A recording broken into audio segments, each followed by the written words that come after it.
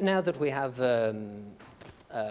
tools like Chartbeat, Site Catalyst, ComScore, that we can now gauge exactly how long people are looking at articles. It's not just a question of whether you click on them, it's how long you've looked at them, how long you've scrolled down the page, so that we've actually got a much more accurate reflection of audience engagement.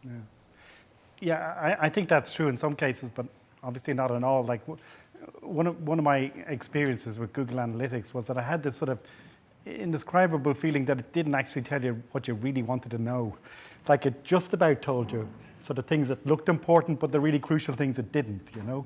And I think my point is actually that the tools that you choose to use is an editorial decision in itself. So you need to inform yourself hugely around data analytics and what's there available to you, and how much use you make of it, and how much it should inform your editorial but not dictate to it.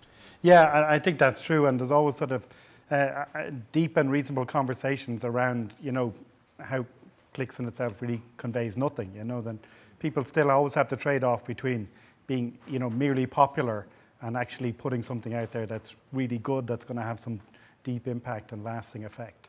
I think if you look at Chartbeat, Tony Hale, who runs Chartbeat, is really interesting because he was the guy who created the measure of clicks. He's now saying it's not clicks, it's clocks. It's the length of time people stay.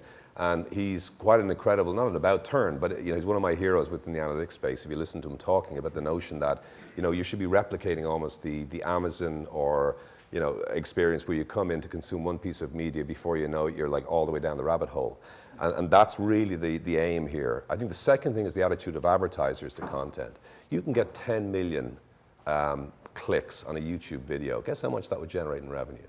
I'll give you a clue. It's $2.5 per 1,000 views, of which Google takes 45%.